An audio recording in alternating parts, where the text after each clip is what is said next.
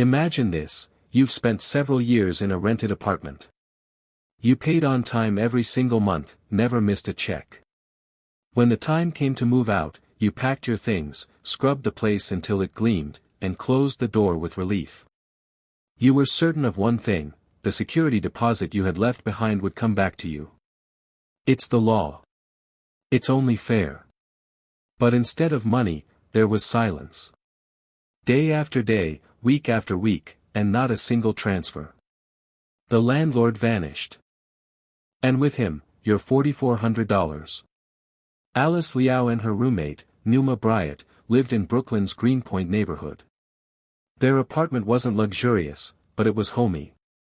Pale walls, wooden floors, old but sturdy windows that looked out on brick houses and narrow streets. It was a place where they built a small world, evenings with books, mornings with coffee, kitchen conversations late into the night. When they decided to move out in September 2023, everything seemed simple. They notified the landlord, cleaned the place, and left it spotless. No damages, no disputes. Just as the lease required. In their hands was the promise of $4,400, their security deposit. By New York law, a landlord must return it within 14 days. 14 days, that's all. But time passed. 2 weeks became a month. Then 2. They sent letters. They called.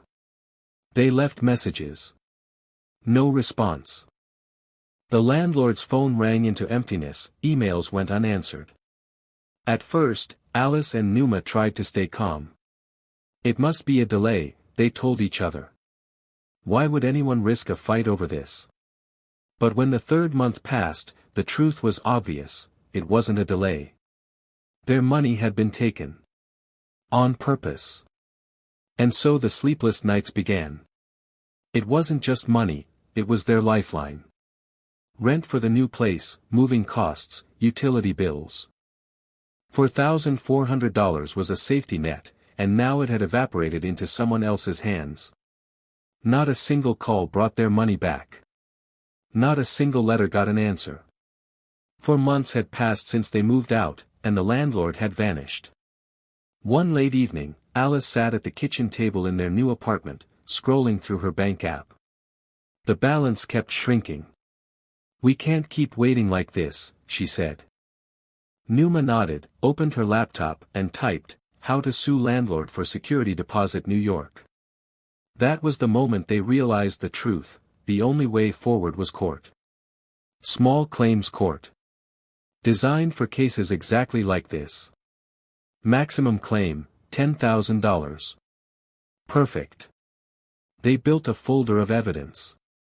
Their lease agreement. Photos of the spotless apartment on move-out day. Unanswered messages to the landlord. Bank records proving the $4,400 deposit. But along with documents, they carried fear. Fear of the courtroom, of the unknown. What if he brings a fancy lawyer? Numa whispered. What if the judge sides with him? Alice replied. In January 2024, they filed the claim. In April, the hearing was scheduled.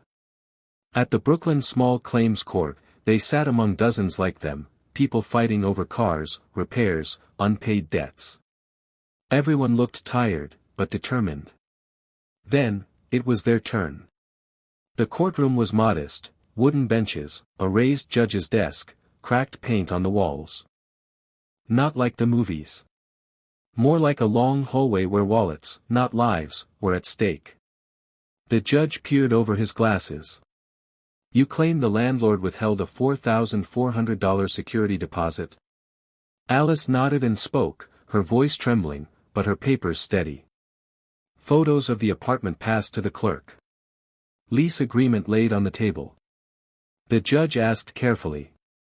No damages? None, sir. Any evidence to the contrary from the landlord? The defendant's chair was empty. He didn't show up.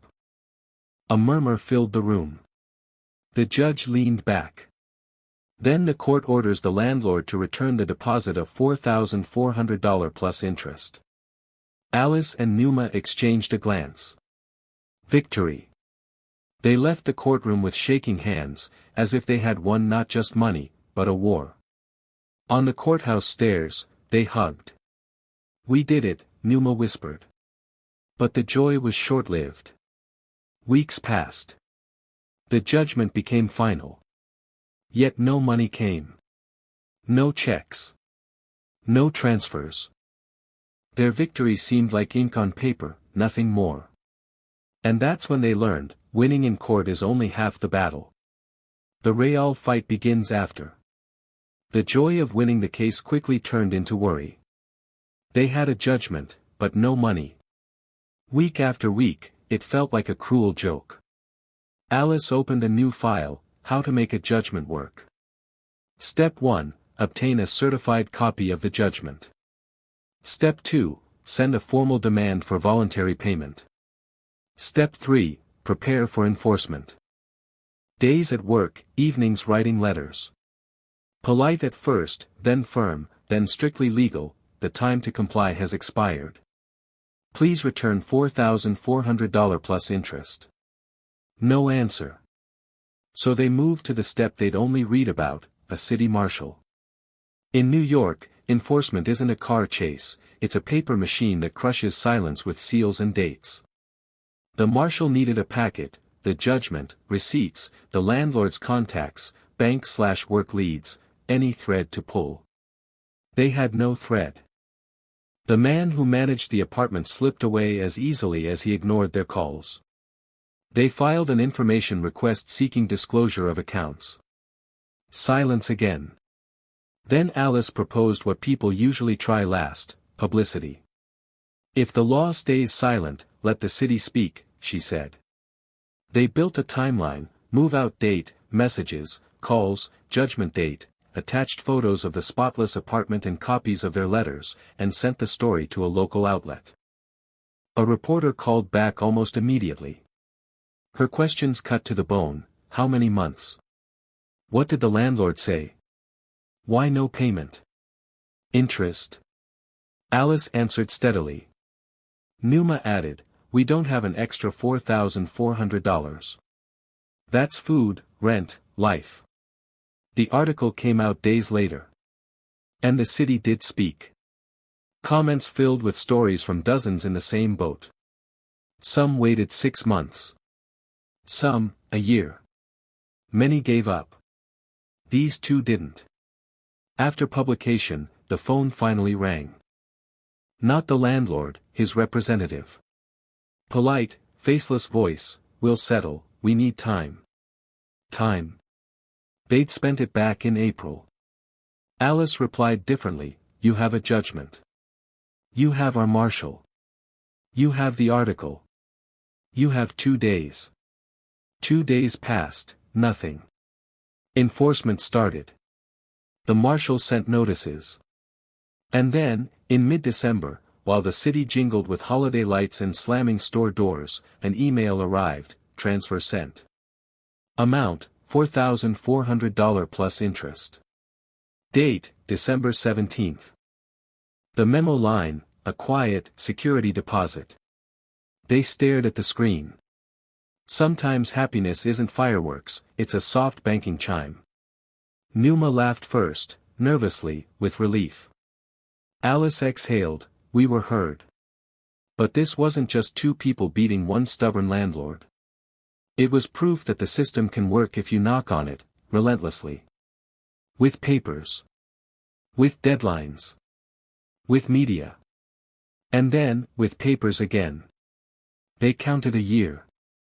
And realized that if they could rewind to last September, they'd move faster, document every step, set deadlines, prep enforcement early, ask for publicity sooner, not for drama, but because rights are mechanisms, and mechanisms need force. Here's the moral.